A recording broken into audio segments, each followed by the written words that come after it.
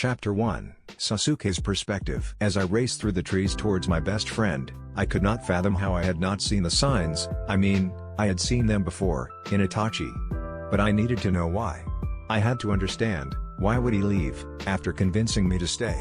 If I had to guess now, it all started 6 months ago, about a week after my first Chunin exam. 7 months ago, I had just begun my genjutsu training with Kakashi. It was arduous and painful, but my Sharingan was progressing nicely, according to anybody who had known one before the massacre. It had been a long day and I was just starting to regain my chakra. I activated my Sharingan just to test it out. It came on without pain, so I assumed my chakra was getting back to normal levels. As I casually strolled through the village, I came upon the river that split the village into two distinctive pieces. It was a beautiful day and the water slowly bubbled by. I looked around me to check if anybody was near, and once I was satisfied, I leaned up against one of the rails on one of the many bridges and admired its peacefulness. The reason I had looked around was because I knew that if Naruto or Sakura saw me, I would never hear the end of it. I must have simply enjoyed the tranquility of the sight for 5 minutes, before I noted something unusual about it. It seemed that the water level was slightly rising, and as time went on, I noticed it begin to rapidly rise, and then, out of the corner of my eye, I saw a surge rip down the length of the river and only barely evaded the splash that would have surely knocked me off my feet. I was alarmed to say the least, so I ran along the side of the river in the direction that the wave had come from, to see that a battle was going on between Kakashi, Kai, Kurenai, Asuma and two people wearing large black robes with a red cloud print. Upon closer inspection, Kakashi looked like he was hurt, and had his Sharingan out. I was silently alarmed, and then excited. One of the two men was exceptionally tall, and had what appeared to be some sort of unusual sword, and he had blue skin. The other seemed to be of average height, and had black hair that was tied up in a ponytail that was eerily familiar. The genjutsu that I had learned that day was one that required eye contact, so I thought that if I could get the drop on at least one of them, the others might be able to better handle tall, dark and blue. I briefly recalled Rock Lee's speed and mimicked it. I appeared face to face with Ponytail and made eye contact. I remember identifying the Sharingan, and then realizing who I was messing with. I put too much chakra into the genjutsu, and thus failed in the execution, and then I tried to punch him, but he quickly and efficiently broke my arm and sent me flying. I recall these events rather stoically, but don't think for a second that I was not consumed by rage. Then I did the stupidest move possible, and stood up and looked him defiantly in the eyes, which was all he needed to put me under his Tsukuyomi. For what I recall as the next 72 hours, I relived my parents' and clan's deaths, in graphic detail. After all of that, there was only darkness. I don't really know how I can really relate time and what that abyss was to me, but it felt like both forever and only a few seconds. When I woke up, I opened my eyes and looked around to see that I was in the hospital, with Sakura by my side. She saw my eyes and immediately shouted at me, "Oh my god, Sakura, you alright?" I flinched and then glowered at her. She could be such a pain in the ass. Then all of what had happened recently flew into my mind, and I rapidly started to scan the room for my murderous brother. I shouted, "Where is Itachi? Why was he here? Where the hell is Kakashi?" As I shouted all of this, Sakura looked at me incredulously and then mumbled something about fetching the nurse. She quickly left the room and I moved to get up. "Granny Tsunade said that you shouldn't move until she sees you to do a final checkup," said Naruto. And as I looked around me, I noticed that he wasn't there. Thinking I was crazy, I just continued to move. But then he spoke again. "I told you Granny wouldn't want you to move, so just sit still." Again I scanned the room, then looked up, expecting another one of Naruto's monkey tricks, but he wasn't there. In fact, the only person who was there was some poor soul in a full body cast. I twitched my leg, and Naruto once again forewarned me, "Don't move. Stupid." I checked under my bed and then under my covers, but no Blondie. So I sighed and said, "Where the hell are you hiding, Naruto?" "Over here, dummy," was all I got for a response, but then I noticed the body cast seemed to squirm. Oh yeah, that was most definitely Naruto. I shook myself and remembered about Itachi, so I swung my feet out of my bed and started for the door. As I was going out the door, Naruto stopped me with this comment, "So, you are going to go after Itachi?" I stopped in mid-step. Who had told him about Itachi? "What?" I asked. "What do you know about my brother?" "He is the one whom you have sworn to kill, right?" Naruto replied, "He killed your entire clan, and then told you to grow strong and then take revenge, didn't he? He attacked the village recently. You saw him and went nuts. The entire village saw what he did to you." I was part of the team that went out to convince Granny Tsunade to come back to the village and fix you. That guy has some serious jutsu in his disposal. If I was you, I would just drop this whole thing." I turned to him and responded, "You don't know what it is like to lose everything, Naruto." And that is what he did to me. He took away everything I held dear to my heart. "What do you know about any of that?" By the end of that I was yelling at him. He calmly replied, "You know, I didn't have anybody here for the longest time. I was a nobody, but then I met Iruka-sensei, and then Kakashi, and then you and Sakura, and I guess I started to think of Iruka as my father, and if you like maybe a brother. Don't tell me that I don't know what it feels like to hate. While Itachi was here, he killed Iruka." My eyes widened. Did he really feel that way? Then all of his words registered, and I snapped back at him. "If he killed Iruka, who you say is like a father to you, then why the hell are you trying to turn me off of my path?" Then Naruto said something incredibly wise, something I had never expected from him. At the time, he said, "Because that is exactly what he wants. I am not going to give him that satisfaction. He is the type of guy who takes pleasure in causing pain, and I won't let him cause me or my other special people any more pain by my going AWOL and hunting him down, only to get killed by his hand in the end. Don't get me wrong, if he shows his face around here again, I will face him, but I can't do that to the people I love." I was deeply disturbed by Naruto's argument. He had a valid point, but I didn't have those special people. I had already lost all of them to Itachi. As if sensing my counter, Naruto said, "And, yeah, I don't know what it feels like to lose everybody, but I know that if you were to leave to go and take him out, then, I would do everything in my power to take you back. Itachi is a crazy and evil man. Don't get me wrong, but he is not worth your time. Here, you could make the village a better place. Here, you could affect the lives of all the people who live here, and here is where one day you may revive your clan." I sat stunned in the thoughts that were now racing through my head. I liked what Naruto was saying, but I could not accept the idea of Itachi getting away with all that he did, and I said so to Naruto, who nodded. He then said, "Look, on the way back to the village, I made Granny Tsunade promise to send out some Anbu to kill Itachi, and she gave me her word. Itachi will be taken care of, but not by you or me. I think the Anbu left as soon as I was hospitalized. As to how I got hospitalized, well, that is a story for another time and place, cause I feel the morphine kicking in again. Nighty, night." With that, Naruto fell into a deep slumber, with much snoring. I stood up and crept out of my bed just in time to see Sakura and a largely endowed blonde woman walk in the room.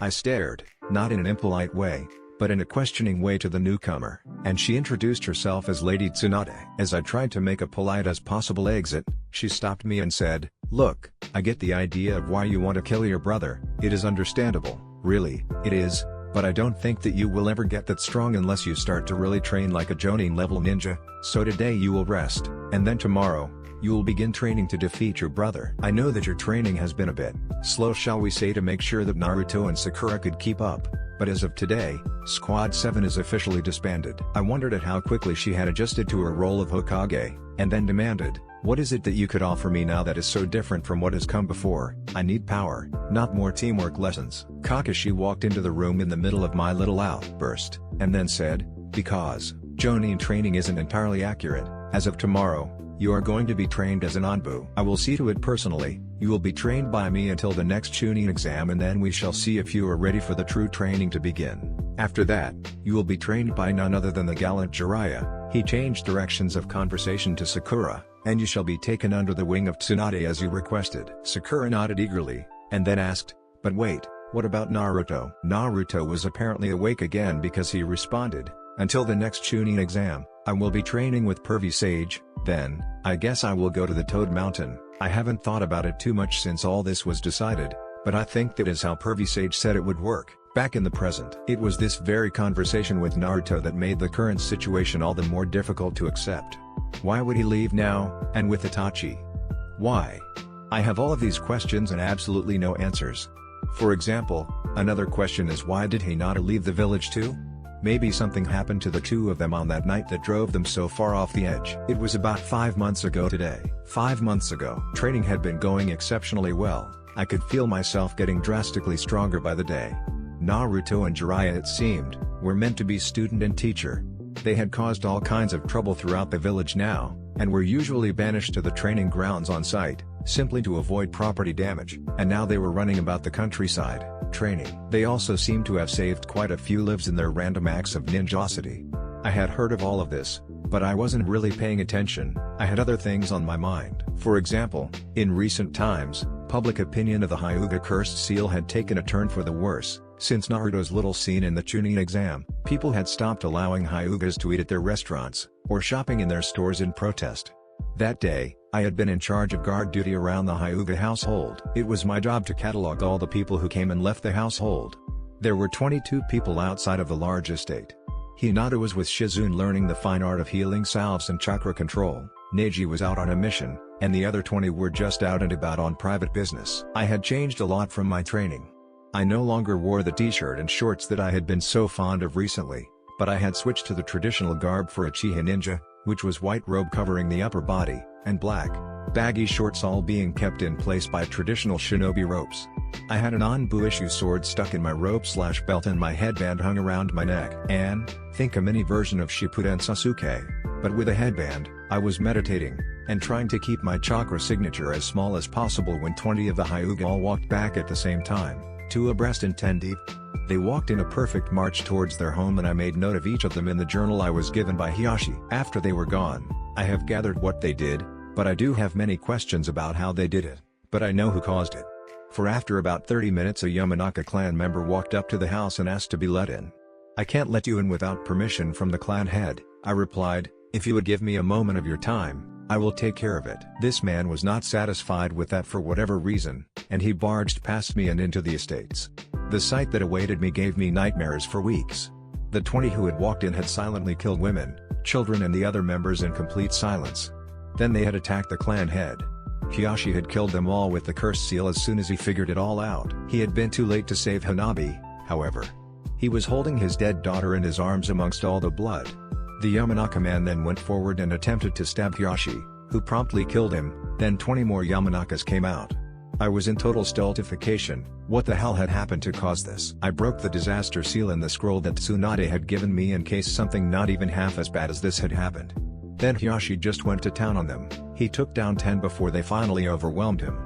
As he lay dying, Hinata walked in from her daily training. She saw everything before her and dropped to her knees. Then something bloomed in her eyes that I had never seen before: hate. She stood up and attacked her clan's murderers. She seriously wounded 3 before the rest reacted, but by that time my training had kicked in and I began to disable them one by one. The remaining 7 were soon tied up and ready for transport to the interrogation room. Tsunade arrived on the scene with Naruto and Jiraiya in tow. Tsunade ordered Naruto to take Hinata to the tower, and to wait for further instructions there, and for Jiraiya to go and get Inoiki. The results of all the interrogations were that Inoiki was totally unaware of all this activity, and that this was the plan of a group of radicals. I don't think that Hinata ever believed it though, and after all of this stuff, Hinata seemed to have changed. She held herself differently, she no longer was shy, she was soft-spoken still, and she wasn't bitter, but she seemed anxious to get something over with. Maybe it was then that she started to talk to the Akatsuki. I don't think I will ever know, but I do know that this is when Hinata began to train with Naruto. After all of this, they were like peas in a pod, totally inseparable, and I don't think that Naruto even realized it at first. I guess that I still wonder whether or not that tragedy contributed to Hinata's defection, but it definitely hit Neji harder than anybody would have thought. He was devastated to the point where he stopped training for a long time. It was only when he was pressed by urges from his teammates to train for the Chunin exams that he really began to train again. And that was some 2 months later. Back in the present, I knew that Naruto had headed off in this direction, but I couldn't guess if he was still heading this direction. Truth be told, I was following my gut. Naruto was straightforward. The trick in stopping him was to overpower him, which I was no longer sure I could do. His growth as a ninja was incredible, and I think that it is because of the fact that, like Rock Lee, he is a genius of hard work. I first really realized that we were equals, I guess, in the second round of Chunin exams a month ago. The first 2 exams had been nearly the same as they were the time before. They had even used the same questions. And because the exams were once again in Konoha, I found the Forest of Death much less foreboding the second time around. For the following month, Kakashi had handed my training over to the Seal Master Anbu, whose code name was Weasel. It wasn't a month of training, per se, more like a month of experimentation.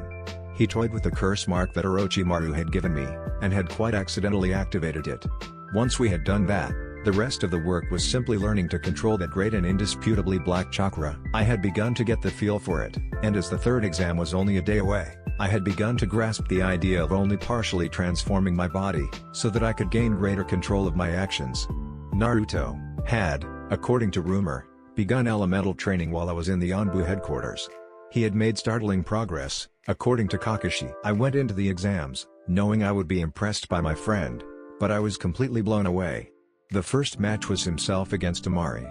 He started out by casually walking down the steps to the arena, which immediately caught my attention, and Temari walked right next to him. They took their places, and the proctor began the match. "Hey, aren't you the one who Shikamaru let win?" he taunted. "If this is who I have to fight, then it should be no problem at all. I'm going to own you." Temari had tick marks all up and down her forehead while she said, "Well, I have got film on your attacks, and I have memorized your attack patterns. I am going to know what you are going to do before you do it. But are you going to be able to stop it?" Naruto's chakra began to visibly glow around his feet, and then he did something that I had never seen before. He made the chakra contract and then explode, which propelled him forward at an astonishing rate. Once within a foot of Temari, he pulled back his fist and punched her right in the gut. I had activated my Sharingan as soon as the match had begun, so that I could refer to it later myself, and I could see that Temari had the wind knocked out of her, quite easily. To her credit, she reacted well. She flipped back in midair and then swung her fan, doing her special wind scythe jutsu to fend off Naruto. With a poof of white smoke, one of Naruto's shadow clones appeared and threw Naruto out of the deadly tornado's way. Naruto spun as he landed and formed 3 more shadow clones. The 3 clones sped forward and engaged Temari in combat. One by one Temari made them poof out of existence, and once they were all gone, Naruto was grinning from ear to ear, as if he had discovered some great secret in her attack patterns. Once more he created a shadow clone, but this time, the 2 of them started to form something in the real Naruto's right hand. It was a ball of pure chakra rotating at high speeds in every direction imaginable. The chakra was rotating so fast, that it was making a strange noise. Naruto locked onto Temari and roared, "Rasengan!" Using his earlier chakra dash trick, he threw himself forward and straight into Temari's fan. This attack that I would come to know as the Rasengan, went straight to Temari and caused her to fly backwards while spinning in the air, and using my Sharingan, I saw that the attack actually disrupted Temari's chakra and thus, probably her internal organs. She had lost consciousness before she even hit the wall behind her. The proctor called the match and then called some medics to take Temari away. Internally, I was debating whether or not Temari had just stopped training, or if Naruto was just that good. The idea of fighting Naruto now was more than exciting, it was mouth-watering, and it would be the perfect test to see if I was improving fast enough. Naruto celebrated briefly in the middle of the arena and then bounded up the stairs, seemingly back to his old self. He beamed out to the crowd. The proctor announced that the next match would be between Gaara and Sakura. That match wasn't exactly much of one. Sakura had made leaps and bounds under the tutelage of Lady Tsunade, but she was nowhere near Gaara's league. He made the match short and sweet. After Gaara was back up in the competitor's box, the proctor called Hinata and Rock Lee into the arena. I was quite sure that this too, wouldn't be much of a match, but I paid attention to it anyway, and I am glad I did. Hinata had come out of nowhere apparently. Rock Lee spewed his usual bit about the flames of youth and then began to pump his fist into the air. He shouted out to everybody in the arena, "I am getting excited." Hinata began the match by chakra dashing. I guess that she and Naruto learned it from the same person, straight at Lee, and she began one of the infamous gentle fist combos. Lee blurred out from in front of Hinata and then blurred back into existence behind her, but she could see this coming with her Byakugan. So Hinata ducked under one of his punches, and began her assault anew. Lee blocked most of the hits, but I noticed that the color of his chakra had become disrupted, which meant that Hinata had hit some of his chakra nodes. Lee looked at her as if she had slapped him instead of disabled him. He jumped backwards and waited for her to make her move. She dropped low into the primary gentle fist stance, but Lee became alarmed, and while Hinata was fine-tuning her chakra, he went in for the kill.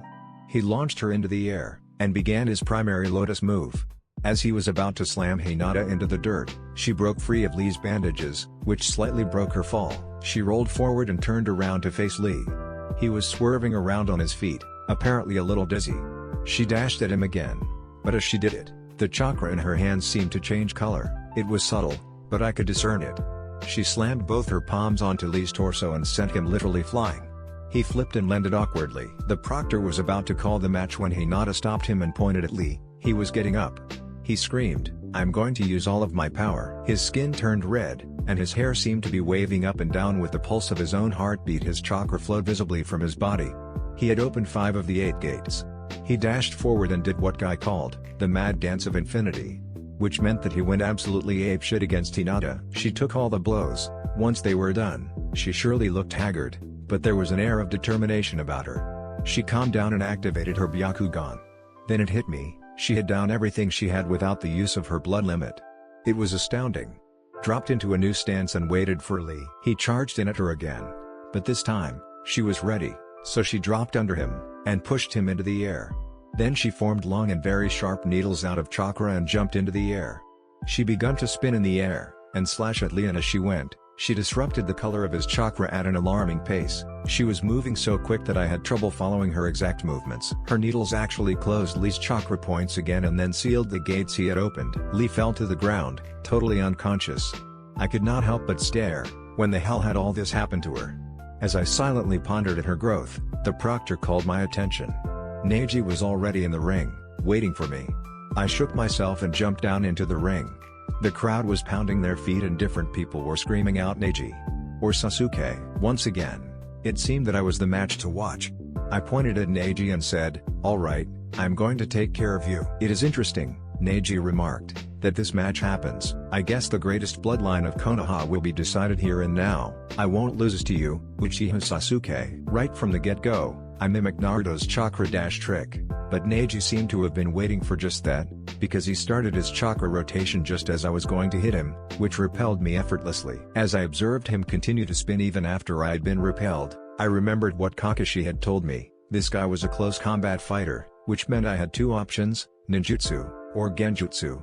I silently formulated a plan of attack and then jumped backwards onto the wall, and struck the same pose that I had first used for Chidori. Neji had apparently heard of this move, because he had activated his Byakugan and was staring boldly up at me, as if daring to try it. Then I did something he obviously didn't expect. Fire style, Phoenix Flower Jutsu. 3 high-speed fireballs shot down at him and he just barely dodged out of the way, so kept up my assault. After about 3 more volleys on my end, he just started to do his rotation again, which caused my fireballs to bounce back and hit the dirt, doing nothing. When I stopped shooting, he stopped rotating, so I established eye contact, which was all I needed. I put him into a genjutsu that would keep him absolutely still, and thus made him a perfect target. I began to charge my Chidori. Once it was fully formed, I charged down at him, and as I was charging down at him, he began to slowly move out of position, but at the rate he was going, it wouldn't be enough. I got a solid hit with my jutsu, but then his body turned into a log, and my hand was secure inside of it. He smirked as he said, "But now, you are in range." My eyes widened as I knew what was coming next. He began his 64 trigrams combo. And as he did so, I could feel my chakra fade out of my control. 64 bombs. I flew backwards and hit the wall. Smoke poured out in front of me. I knew there would only be one way for me to win this fight now. So I let the first level of my curse mark go. The black chakra flooded my system and reopened all of my chakra points.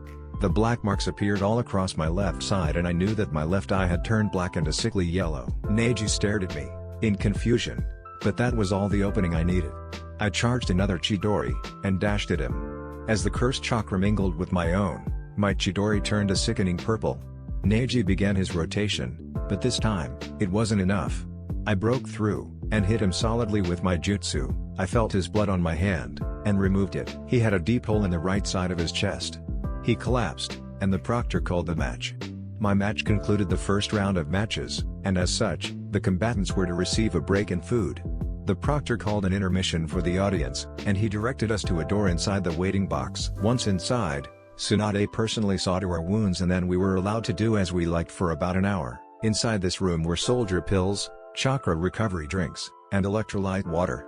Once I had had my fill, I went to go find Naruto, but he was already talking with Gaara, and Hinata was facing the other direction, as if standing guard. I tried to walk around her, but she intercepted me. As I began to protest, she said, "Naruto and Gaara have asked to not be disturbed by anyone. Please, sit down on one of the chairs behind you and I will let them know about you once they are done talking." After all this she bowed to me, but the whole time, stared me defiantly in the eyes, as if daring me to try anything else.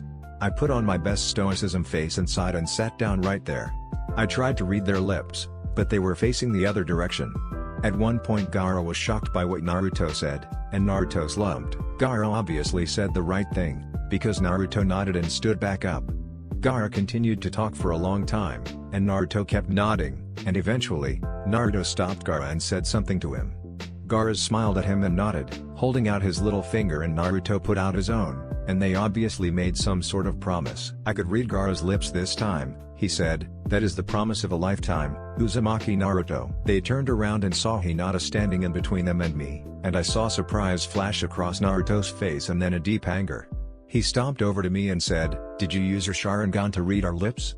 Did you?" I shook my head, it was mostly the truth anyway. He looked like he was going to say something else, when Hinata said, "Naruto, I made sure he didn't use his Sharingan, so don't freak out." Naruto calmed down immediately, but I was still in awe of Hinata. She hadn't turned red from simply being in his presence, and now, she was actually talking over him? Something was up, but at the time, I couldn't tell what. After our brief respite, we were called back to the combatants box, so the matches could commence. The proctor called Naruto and Gaara down into the arena. Naruto and Gaara walked down to the arena nonchalantly, and then walked 5 paces apart. "I am gonna run wild," shouted Naruto. "Take your time," replied Gaara, "and enjoy the terror of the sand." The crowd roared as the battle began, and I turned on my Sharingan in case Naruto showed any more new tricks. Naruto dashed up to Gaara and was in the process of punching him when Gaara attacked. Sand flew up from all directions and encased Naruto. Chakra exploded out from the lump of sand, and Naruto fell to the ground, landed on his feet, and jumped backwards. He pulled 2 kunai out of his sleeves, 1 for each hand, and put some chakra into each as he threw them. Gaara put up his defense of sand, but the kunai went through the sand somehow. Kakashi would later explain that Naruto used his wind affinity to enhance the blades of the kunai, so that they would even penetrate Gaara's sand. Gaara's blood splashed onto the sand in front of him, after the kunai gashed his left leg and scalp. Naruto then grabbed at something in the air in front of him and began to retract his 2 kunai. They were apparently attached to strings, but Gaara's sand wrapped around the kunai, and Gaara used that to pull Naruto towards him. With an audible thud, Naruto landed on the ground in front of Gaara, who then used his special jutsu, the sand burial. Blood seeped out of the coffin, and I really thought Naruto was dead, until his severely broken body tumbled out of the sand. Gaara had used enough pressure to merely break bones, not implode him, thankfully. Gaara began to signal medics to come down and help his opponent out, but Naruto crawled onto his knees and said, "Don't underestimate me." The further he stood up, the more a strange chakra began to pour out of him. It was red in color, and it made my hair stand up on end. The birthmarks on his face became more pronounced, and as weird as this sounds, his eyes turned a deep red to match the chakra. It was obvious that whatever this chakra was, it was healing him quite rapidly. Gaara charged forward to stop this transformation before it was too late, but he was too late. Naruto appeared behind Gaara and punched through the sand that was his shield, and landed a solid punch. Gaara flew forward and Naruto appeared in front of him and kicked him back to his original spot. Now it was Gaara who was in bad shape. Naruto's powerful combo was making quick work out of the terror of the sand. Eventually, Naruto decided that Gaara was done fighting, because he stopped punching and called down the medics. It was all done in moments. Naruto and Gaara were both rushed to the hospital for their wounds, so I walked down to the arena, expecting my match with Hinata. I looked over to her and said, "I don't feel like I am gonna lose." "You are within range," was all she would say for the entire match. I tried to jump back, but it was in vain. She just rushed me and began the 64 palms combo. At the end of it all, I fell to the ground, on my back. I brought out the first level of the curse mark again. But Hinata was ready for that. As I stood up, she spun and struck me on the center of my chest, and with her added wind chakra, I caught air. I smashed into a hard place for the second time that day. I looked around as the dust cleared to find myself embedded in a tree. In addition, I could feel that my heartbeat was irregular. Hinata had her Byakugan activated, and she simply stood there, watching me feel pain. I placed my hand over my heart and used a pulse of lightning chakra to fix my heart, and I coughed up blood. With nothing more than a slight whoosh, Hinata appeared next to me, with a kunai at my throat. I shouted, "Lightning style, Chidori current." Hinata staggered backwards in shock to my jutsu, and I used that opportunity to jump out of my wooden prison and shoot some heavy-duty fireballs. Hinata avoided the first 2, but the third got her right arm, scorching it. We made eye contact and I launched one of Kurenai's favorite genjutsu. It ensnared the opponent and gave me the opportunity to stab them, But suddenly I felt myself wrapped up once again in a tree. Hinata's torso grew out of the wood, with a kunai in hand. She had reflected the genjutsu.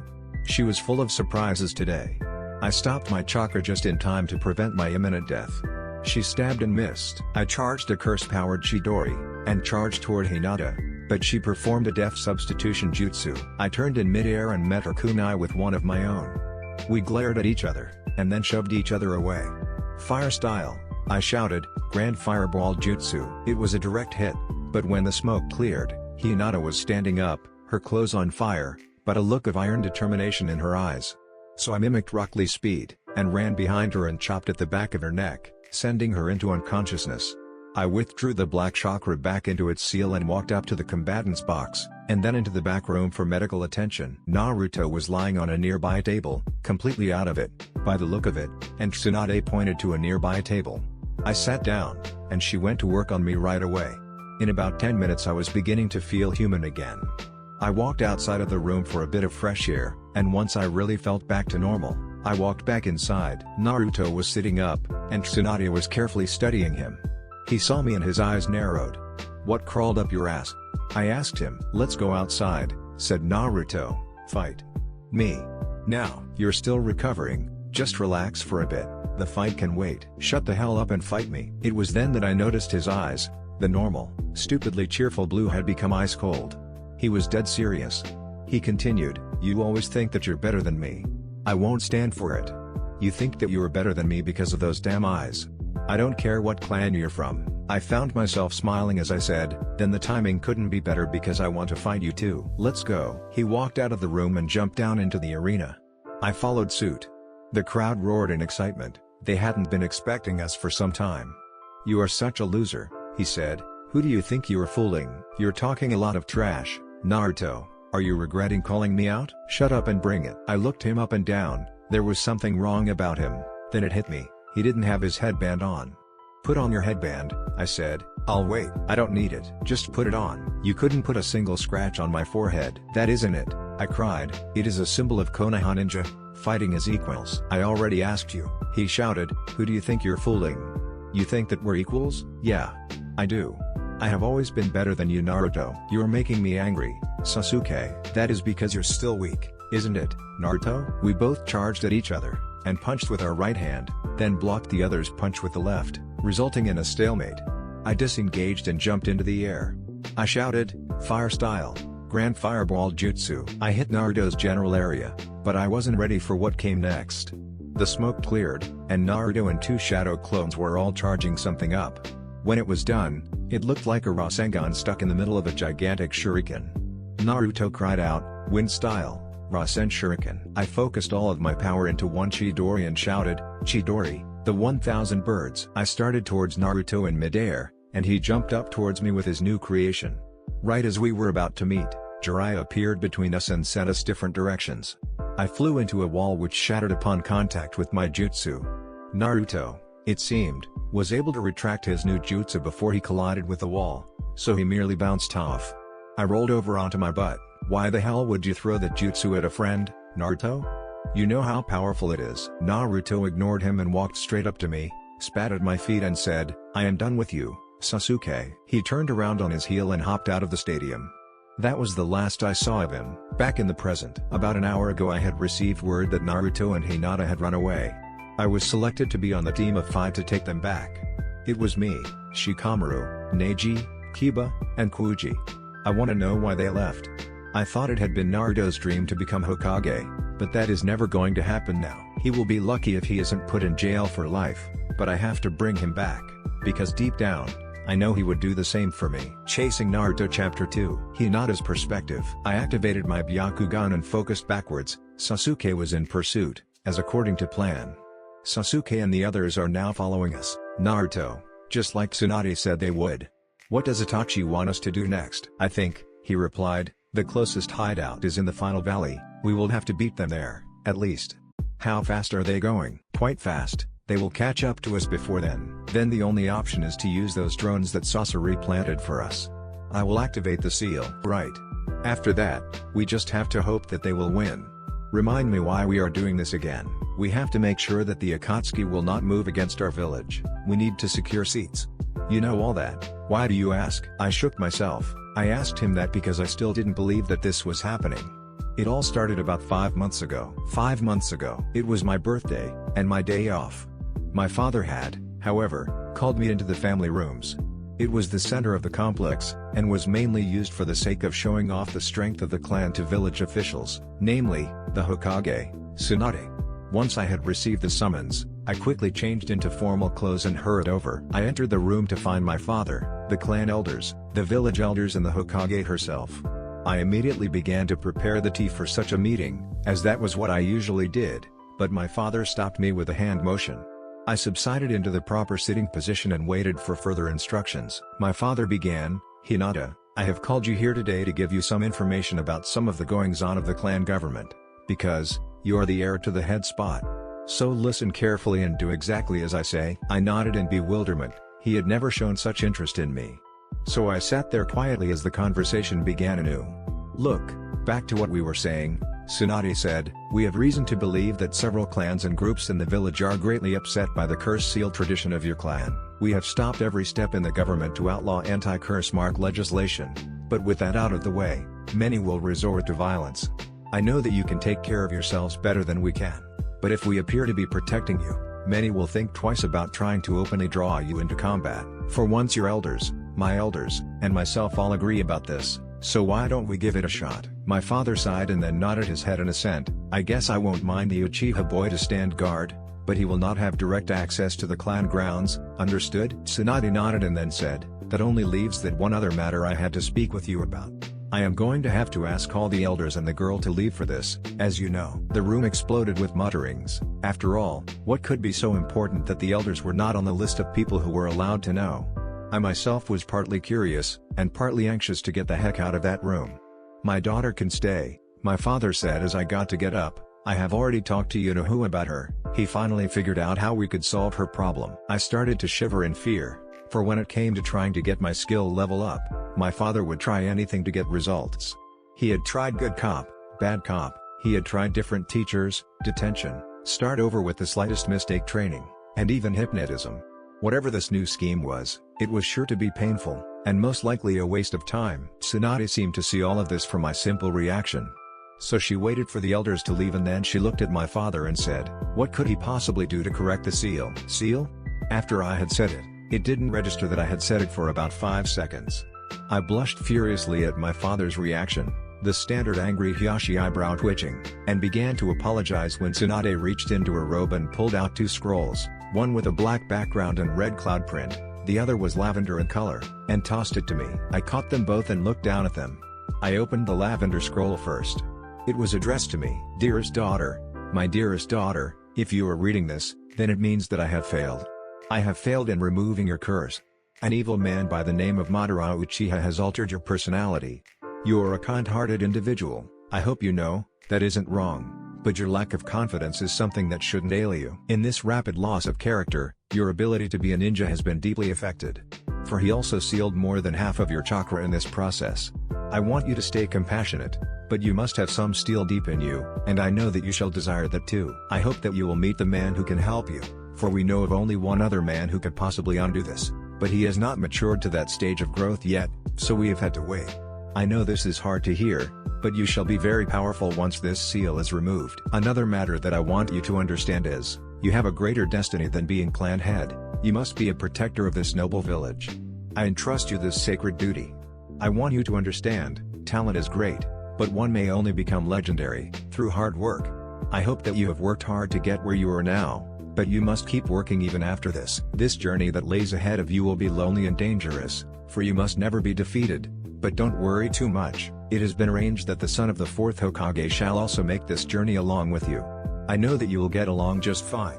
Have confidence, my child." Your mother, Arya Hyuga. I was shocked to say the least. I didn't think that I was good enough to do this. In truth, I was close to tears in pure fear.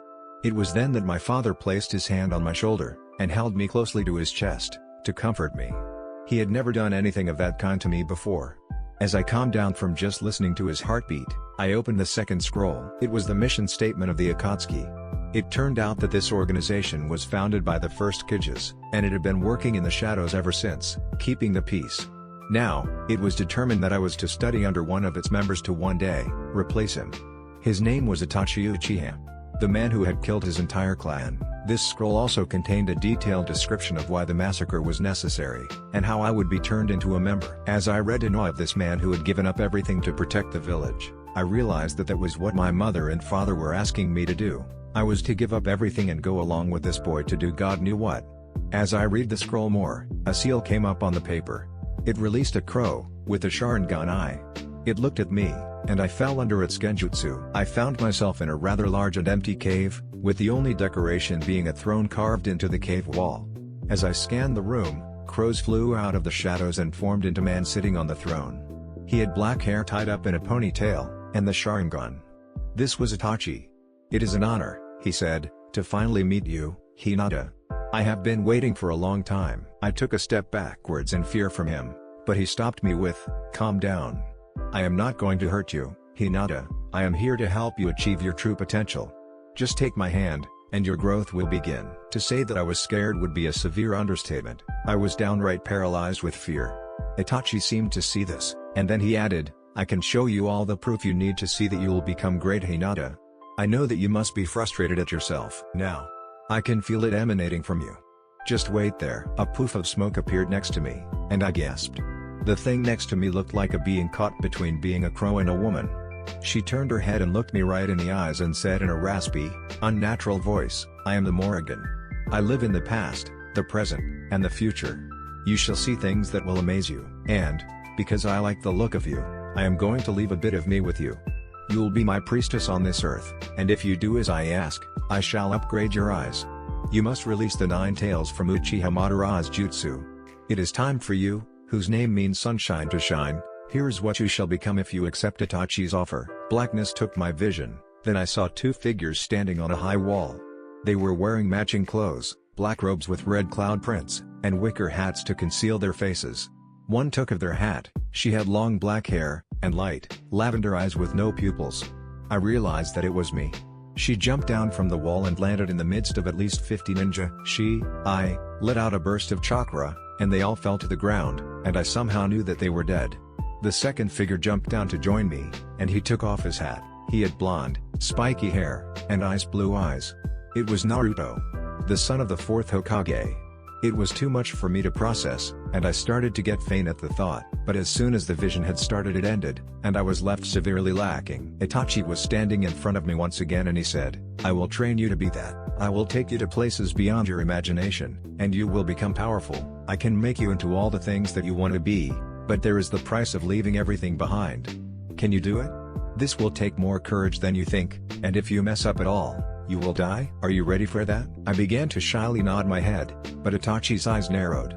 "But first thing is first," he said, "if you want to win over that knucklehead, you will need to be more courageous. So from this moment on, when I take off this curse from you, promise yourself to never stutter again, to never quietly do things when you should be protesting, and to always think of what is best for you and your special people. Do you promise me?" I thought about it for a second. This was exactly what I wanted. I wanted to be as strong as Naruto. I wanted to be as confident as Naruto, and I wanted to keep Naruto for myself. I looked deeply into Itachi's eyes and I nodded. I would no longer be the old Hinata, I would be reborn through this training, into what I wanted to be, because like Naruto always said, you never get anything from sitting there and hoping. Itachi undid the curse, and I felt power rip through my body, and I knew that it was now Hinata's time to shine. I took a knee before my new master and asked, "What do you need me to do now, Master Itachi?" He reached down and handed me a scroll, and said, "You and Naruto must learn to do all the techniques on this scroll. It is a scroll that I received from my master, your mother, so I think you should do fine." I nodded and accepted the scroll, and the genjutsu ended. When I opened my eyes, Tsunade and my father were staring at me questioning what had just happened, so I said, "I have accepted my life's calling."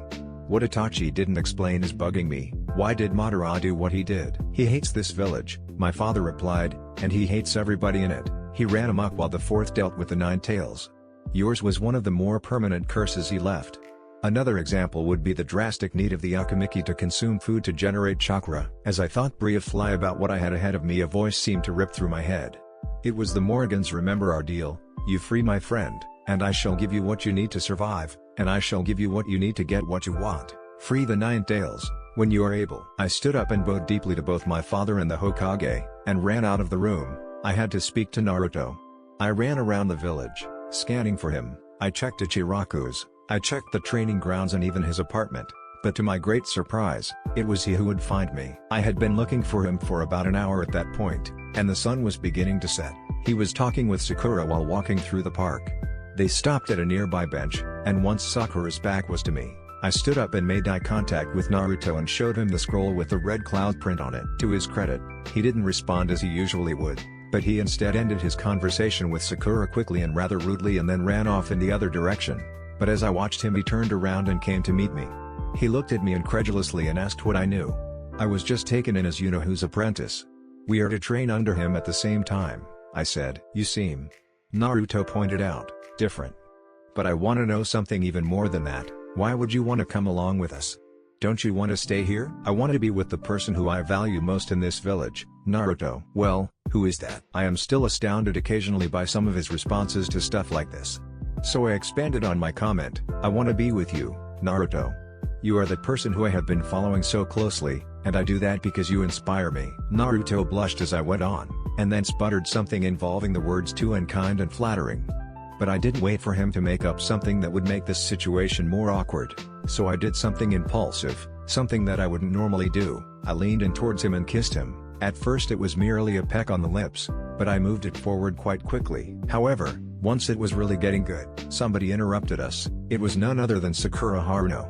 She was, in a word, mollified. She sputtered and shook and then turned around and walked away. I looked over to Naruto, but he had fallen onto the ground and was bleeding profusely from his nose. I had done that to him? Damn, maybe I was better than I thought. Once I was sure he was okay, I told him to meet me at the Forest of Death for our training tomorrow, and so I decided to head home. Once I came upon my mansion, I was surprised to see Sasuke wasn't standing guard, and that most of the complex appeared to be on fire. I ran inside, desperate to see what had happened. 10 enemy ninjas stood around in the complex, setting fire to everything. Hatred blossomed in my gut, and I struck out. I still cannot remember the entire story, but I do remember that everything was red. I have been told that Sasuke took care of most of the killers, and Naruto took me away from the scene. After all of it, Naruto held me and let me cry out my anguish.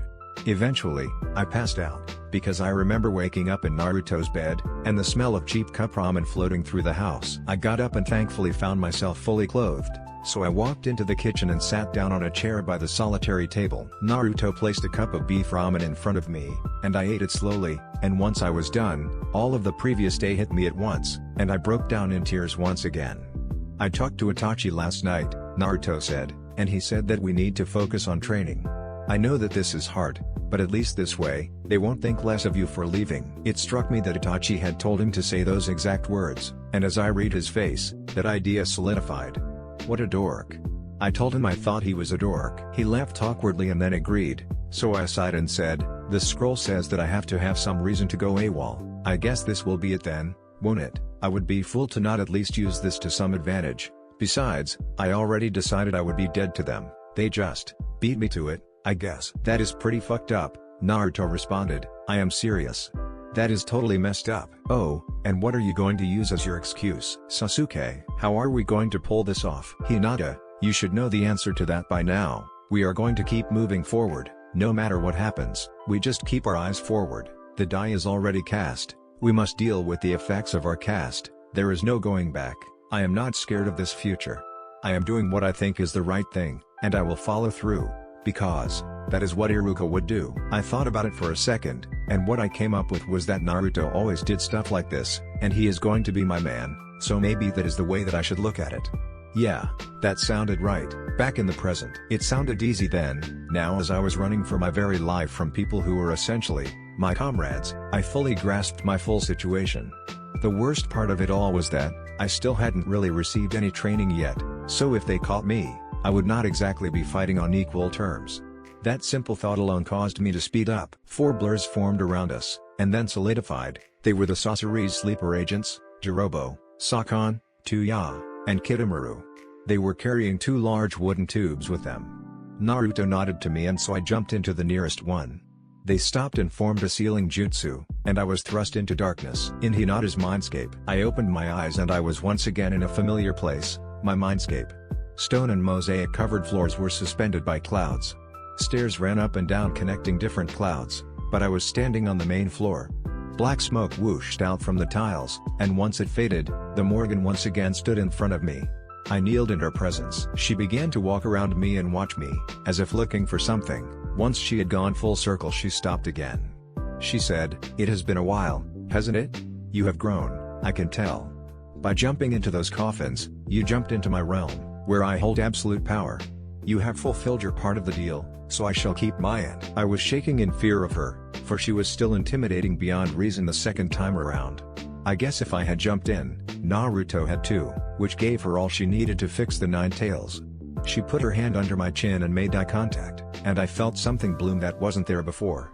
"I have given you a great gift this day, child. Now you cannot merely see chakra systems, now you can also force people to obey your commands," she said, "and, as you learn to use this ability, you might even attain a level of dominance so that you could force tailed beasts to obey. I haven't given this kind of blessing since I met that man from the Senju clan, use it with care." With not another word, I awoke, and was ejected from the casket.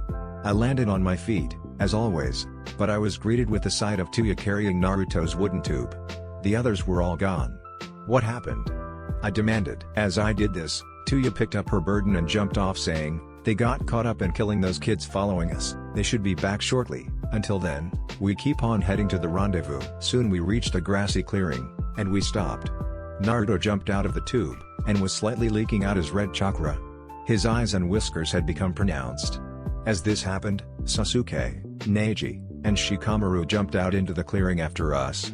Sasuke looked to be oozing cold anger, as usual, Neji looked panicked, and Shikamaru looked bored, also as usual. Naruto let forth another burst of red power and started to laugh maniacally at the sky. He looked at me without turning to look at Sasuke and the others and smiled and ran towards the final valley, claiming his final battle spot.